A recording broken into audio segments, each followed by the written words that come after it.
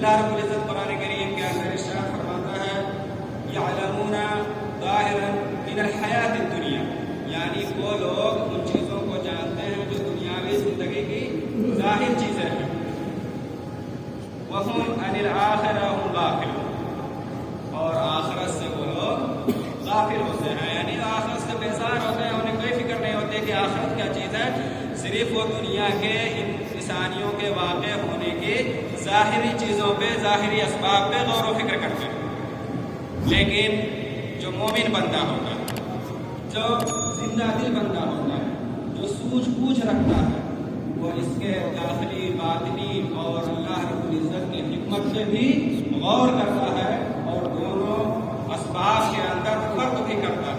اور ایسا نہیں ہے کہ اسباب اور اللہ رب العزت کی جو اس کے پیچھے حکمت ہے اس میں کوئی تعارض ہے، کوئی اختلاف ہے، کوئی لڑائی ہے، ایسا نہیں۔ وہ اسباب الگ چیز ہے، اللہ رب العزت کی حکمتیں الگ چیز ہے، اور مومن بندہ ان دو چیزوں میں خلط مت نہیں کرتا ہے، گڑ مڑ نہیں کرتا ہے، ملا نہیں دیتا ہے کہ وہی اسباب ہے وہی حکمت ہے۔ اس کے پیچھے اللہ رب العزت کی بہت خاص حکمتیں ہیں۔ اور ظاہری لوگوں کا جیسا میں نے کہا وہ صرف دنیا کے جو ظاہری عوامل ہیں، ظاہری اسباب ہیں، اس میں صرف غور کرتے ہیں، اور اللہ رب العزت کی جو نشانیاں ہیں اس آسمان اور زمین میں وہ اس کے سامنے سے گزرتے ہیں، یعنی ان نشانیوں کو دیکھتے بھی ہیں لیکن اس پہ غور نہیں کرتے، اس سے اعراض کر جاتے ہیں، منہ پھیر دیتے ہیں۔ آئیے اب ہم دیکھتے ہیں کہ اللہ رب العزت کی کیا حکمت ہے اس کے پیچھے۔ تو سب سے پہلی حکمت جو یہ ہے، اللہ رب العزت اس نشانیوں کے ذریعے سے، سیلاب کے ذریعے سے، زلزلے کے ذریعے سے، طوفان اور آندھیوں کے ذریعے سے ہم اس کا مشاہدہ کرتے رہتے ہیں، اپنے ملکوں میں، دوسرے ملکوں میں کرتے رہتے ہیں، ہمارے سامنے سے گزرتے ہیں۔ آج تو ٹیکنالوجی کا زمانہ ہے، ویڈیو میں بھی ساری چیزیں وہ بہت دیکھ لیتے ہیں کیسا وہ واقع ہوا ہوتا ہے، اور ہم بس کر کے رہ جاتے ہیں، کچھ کر نہیں سکتے اس کے۔ تو اللہ رب العزت نے قرآن کریم کے اندر ارشاد فرمایا وَمَا نُرْسِلُ بِالْآيَاتِ إِلَّا تَخْوِيفًا، یعنی ہم نے اپنی نشانیاں اس لیے بھیجی ہیں، اس لیے نہیں بھیجی صرف اس کے لیے کہ اس سے بندے کے دل میں خوف پیدا کیا جائے۔ یعنی یہاں یہ بات پتہ چلی کہ اللہ رب العزت کے نشانیاں بھیجنے کا مقصد اور حکمت ہمارے دلوں کے اندر خوف پیدا کرنا، تاکہ ہم اللہ رب العزت سے ڈریں، اللہ رب العزت سے ڈریں، گناہوں سے توبہ کریں، اس کے بتائے ہوئے راستے پہ چلنے کی کوشش کریں۔ بتاتا رسول اللہ کا قول ہے کہ جب اللہ تعالیٰ چاہتا ہے تو اپنے ان نشانیوں میں سے کسی نشانیوں کو بھیج کر اپنے بندے کے دل میں خوف پیدا کرتا ہے، تاکہ وہ بندہ گناہوں سے توبہ کر لے، اللہ رب العزت کی اطاعت کی طرف لوٹ آئے اور اس کا ذکر و اذکار کرے اور اس سے عبرت حاصل کرے۔ ایسا نہیں ہے کہ یہ نشانیاں واقع ہو گئی، اس کے ظاہری اسباب کو ہم نے دیکھ لیا اور یوں چھوڑ دیا اس کو، بلکہ اس سے ہمیں سبق حاصل کرنے کی بہت ضرورت ہے۔ اور انہی کا قول ہے، آگے فرماتے ہیں کہ بیان کیا گیا کہ ابن مسعود رضی اللہ تعالیٰ عنہ کے عہد میں، ان کے زمانے میں کوفہ کے اندر سوکھا پڑتا ہے، اہم سالی آتی ہے۔ ابن مسعود رضی اللہ تعالیٰ عنہ نے لوگوں سے کہا کہ اے لوگوں، اللہ تعالیٰ چاہتا ہے کہ تم اس سے توبہ کرو، اور تم توبہ کرو تاکہ اس کی ناراضی دور ہو جائے اور وہ تمہیں معاف کر دے۔ یعنی اللہ تعالیٰ تم سے ناراض ہے تو وہ تم سے اس بات کا مطالبہ کرتا ہے تاکہ تم توبہ کرو، اور توبہ کس طرح کرو گے؟ گناہوں سے بچ کر کے، یعنی گناہوں سے دوری اختیار کر کے توبہ کرو تاکہ اللہ تعالیٰ کی ناراضی دور ہو جائے اور یہ مصیبت ہم سے ٹل جائے۔ اور ابن عمر رضی اللہ عنہ کا قول ہے کہ نبی کریم صلی اللہ علیہ وسلم خود کو زمین میں غصہ کیے جانے سے اللہ رب العزت کا پناہ چاہتا تھا۔ اللہم انی اسألک العافیہ فی الدنیا والآخرہ، اس کے بعد پورے طویل دعا ہے جو صبح شام کی دعا ہے، جس کے اندر اللہ کے رسول صلی اللہ علیہ وسلم نے بہت ساری چیزوں سے حفاظت کی دعا مانگی، خود کو اپنے اوپر سے، اپنے دائیں سے، اپنے بائیں سے اور نیچے سے زمین کے اندر پھنسا دیے جانے سے اللہ رب العزت سے بچنے کی دعا مانگی۔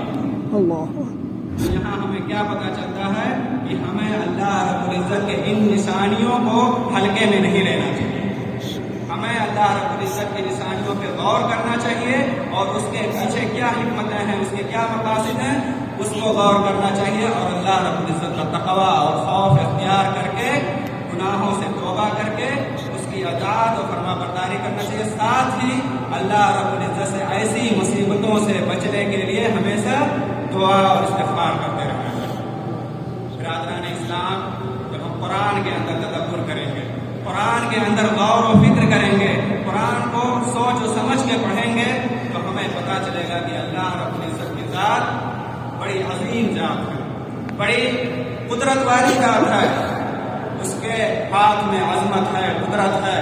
اور قرآن کریم کے اندر ارشاد ہے کہ اللہ رب العزت نے زمین اور آسمان کو پکڑ کے ٹکائے ہوئے ہیں. اگر وہ ایسا نہیں کرے تو کوئی ٹکا نہیں سکتا ہے اس زمین اور آسمان کو.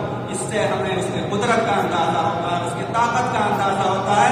ساتھ ہی مخلوق، اس کے بندے یعنی ہماری کمزوری کی بھی پتہ چلتا ہے کہ ہم کتنے کمزور اور لاچار لوگ ہیں، کہ ہم کچھ نہیں کر سکتے.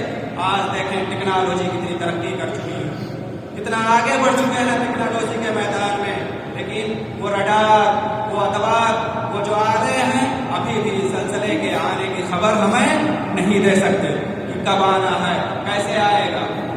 تو اس سے ہماری کمزوری کا بھی پتہ چلتا ہے.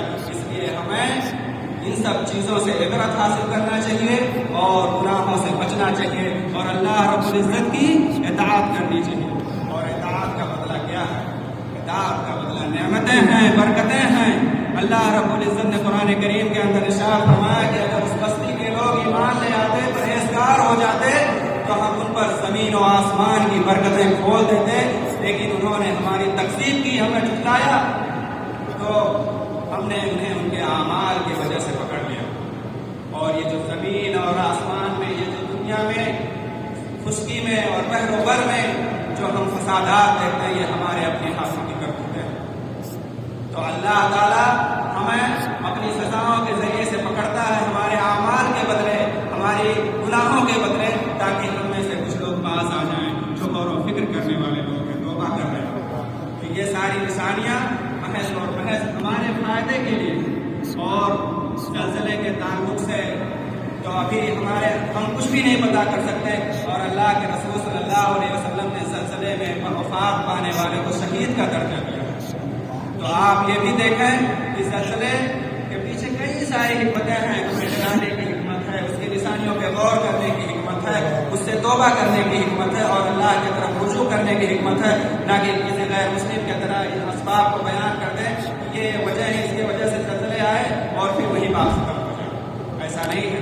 ہمیں اس سے اپنی زندگی میں بہتری لانے کی ضرورت ہے. برادران اسلام، ہم دیکھیں، غور کریں، چند سیکنڈ کے زلزلے، چند سیکنڈ کا یہ زمین کا ہل جانا ہمارے لیے کون سے منظر پیدا کر دیتے ہیں. بستی کی بستی تباہ ہو جاتی ہے، شہر کا شہر تباہ و برباد ہو جاتا ہے، پورا علاقہ زمین کے اندر دھس جاتا ہے. آپ ان چیزوں کا مشاہدہ اگر اپنی آنکھوں سے نہیں کیے ہوں گے تو ویڈیوز کے ذریعے ضرور کیے ہوں گے اور دیکھے ہوں گے کہ دنیا کے اندر یہ جو زلزلے آتے ہیں ان کی تباہ کاریاں کیا ہیں. آپ گزشتہ ایام پہ غور کیجیے کن کن ملکوں میں زلزلے آئے اور ان کے حالات کیا ہو گئے. پورا شہر کا شہر تباہ ہو گیا اور ہمارے ہاتھ میں کچھ بھی نہیں ہے، کچھ بھی نہیں کر سکتے ہیں. بس یہ ہے کہ زلزلہ آ گیا تو اس کو سمیٹ سکتے ہیں، اس کو دوبارہ اپنا گھر بنا سکتے ہیں، اس پہ ٹائم دے سکتے ہیں، لیکن اس کے علاوہ اس کی روک تھام کے لیے ہمارے استطاعت کے اندر، ہماری طاقت کے اندر کچھ بھی نہیں ہے کہ ہم اس کو بچا سکیں، اس سے بچا سکیں. تو ذرا غور کریں اس دن کے بارے میں جس دن قیامت واقع ہوگی، جس دن قیامت کا وقوع ہوگا، جس دن انسان پتنگے کے مانند ہو جائے گا، جس دن یہ پہاڑ جو بڑے بڑے دیکھ رہے ہیں روئیوں کے مانند ہو جائیں گے، جس دن سور پھونک دی جائے گی اور ہم قبروں سے اٹھائے جائیں گے، جس دن ہمارے سینے کے اندر دفن بھید راز علل اعلان ہو جائیں گے لوگوں کے سامنے، اس دن ہماری کیا حالت ہوگی. آج ہمارے دل کے اندر کسی نے کوئی راز اگر چھپی ہوئی ہے اور اگر وہ کوئی جان جاتا ہے تو ہم کتنے پشیمان ہوتے ہیں، کتنے شرمندہ ہوتے ہیں، کتنے اضطراب اور کشمکش کا شکار ہوتے ہیں، پریشانی میں مبتلا مبتلا ہو جاتے ہیں، اس دن کے بارے میں غور کیجیے کہ جس دن یہ سارے سینے کے اندر دفن جو راز ہیں، فیض ہیں، علی اعلان سب کے سامنے کھول دیے جائیں گے۔ اس دن ہماری حالت کیا ہوگی، ہم کیسے ہوں گے، اس دن کے بارے میں غور کیجیے۔ جب آج ہمیں ایک چھوٹے سے زلزلے سے بچنے کے لیے کوئی تدابیر نہیں اختیار کر سکتے، تو اس دن ہم خود کو بچانے کے لیے کیا کر سکتے ہیں؟ آج ہمارے پاس وقت ہے، آج ہم زندہ ہیں، ہمارے ہاتھ میں طاقت ہے، ہمارے سامنے اللہ کے رسول جناب محمد مصطفیٰ صلی اللہ علیہ وسلم کی تعلیمات ہیں، اللہ کے ذریعہ نازل کردہ قرآن ہے، اس کے تفاسیر ہیں، اللہ کے رسول صلی اللہ علیہ وسلم کی حدیثیں ہیں۔ ہمیں سیدھے راستے پہ کیسے چلنا ہے، اللہ کی اطاعت کیسے کرنی ہے، اس کی رضامندی کیسے حاصل کرنی ہے، ساری چیزیں ہم پتہ کر سکتے ہیں کتابوں کے ذریعے سے، موبائل میں ڈھونڈ کر کے پتہ کر سکتے ہیں ان چیزوں کو، اور ان چیزوں پہ عمل بھی کر سکتے ہیں۔ ایسا نہیں ہے یہ چیزیں ہماری استطاعت اور طاقت کے باہر ہیں، نماز پڑھنا ہماری طاقت کے باہر بالکل نہیں ہے، روزہ رکھنا بھی حتی الامکان بہت ہی کم لوگ ہوں گے کہ جو روزہ رکھنے سے قاصر ہوں، اکثریت ہماری روزہ رکھنے کی طاقت رکھتی ہے، ہم اللہ رب العزت کا ذکر و اذکار کرنے کی طاقت رکھتے ہیں، اور یہ سب موقع آج ہمیں ملے ہوئے ہیں۔ اگر آج ہم نے اس سے استفادہ نہیں کیا، اپنے آپ کو قیامت کے دن کے عذاب سے بچانے کی کوشش نہیں کی، قبر کے عذاب سے بچانے کی کوشش نہیں کی، تو اس دن ہمارا کیا حال ہوگا ہم یہ بہتر طریقے سے جانتے ہیں۔ لہٰذا ہمارے لیے ضروری ہے کہ ہم ان چیزوں پہ غور کریں، گناہوں پہ غور کریں، اپنے کہ ہم کیسے کیسے گناہ کیے جا رہے ہیں اس کو ترک کرنے کی کوشش کریں، اپنے اندر سدھار پیدا کرنے کی کوشش کریں، اپنے آپ کو سیدھے راستے پہ ڈالنے کی کوشش کریں۔ اگر آپ کوشش کریں گے تو اللہ رب العزت جی آپ کو آپ کی کوشش میں مدد کرے گا، آپ کو اس بات کی توفیق دے گا کہ آپ ایک خوشحال، پراطمینان اور پرسکون زندگی گزار سکیں۔ لہٰذا ہم اپنے آپ کا، اپنے نفس کا احتساب کریں، اپنے نفسیاتی چیزوں پر غور کریں کہ ہم کس راستے پہ چل رہے ہیں، ہمارا وقت کہاں ضائع ہو رہا ہے۔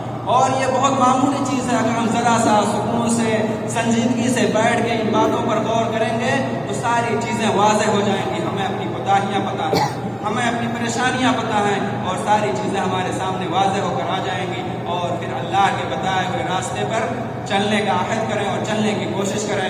دھیرے دھیرے آپ اللہ کے راستے پہ چلنے کی کوشش کریں، اور ایک دن آئے گا کہ مکمل آپ ان تمام چیزوں کی پابندی کرنے کے قابل ہو جائیں گے جس پر اللہ رب العزت نے چلنے کا حکم دیا۔ برادران اسلام، یہ بہت حساس مسئلہ ہے، اس کو ہلکے میں نہ لیں۔ جیسے کفار ان زلزلوں، ان آتش فشانوں اور ان سیلاب اور ان طوفانوں کو ہلکے میں لے کر کے اس کے ظاہری اسباب بیان کر کے یوں چھوڑ دیتے ہیں، ایسا بالکل ہم نہیں کریں۔ ہم ایمان والے ہیں، اللہ کے رسول صلی اللہ علیہ وسلم کی رسالت پر ایمان لانے والے ہیں، اللہ تعالیٰ کی وحدانیت پر ایمان لانے والے ہیں، اس کے الوہیت پہ ایمان لانے والے ہیں۔ عبادت کے لائق صرف اور صرف وہی ہے۔ ہم ان لوگوں میں سے ہیں، خوش نصیب لوگوں میں سے ہیں کہ ہم ایمان والے ہیں، لہٰذا ہم اپنے ایمان کی قدر کریں، ہم اپنے ایمان کو مضبوط کریں۔ آپ دیکھتے ہیں کہ جب یہ زلزلے، یہ ساری چیزیں جب لوگوں کے درمیان واقع ہوتی ہیں تو جو کمزور لوگ ہوتے ہیں، جو مشکوک لوگ ہوتے ہیں، یعنی جو لوگ شک کرنے والے ہوتے ہیں اللہ کے الوہیت پہ، اللہ کی ربوبیت پہ، وہ ڈر جاتے ہیں، مزید خوف میں مبتلا ہو جاتے ہیں۔